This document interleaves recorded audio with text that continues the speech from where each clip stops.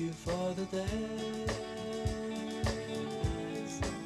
those endless days. Hi everybody, it's a beautiful day. I thought we'd have a change of scenery, but also it starts me thinking about cream teas and scones and clotted cream. And Diana and Rosemary on Instagram have asked me how you make your own clotted cream. And Amanda on Facebook has asked me for fruit scones. I'm going to give you the scone recipe tomorrow, Amanda, but today we're going to concentrate on the clotted cream because you need to start it the day before. Let me show you.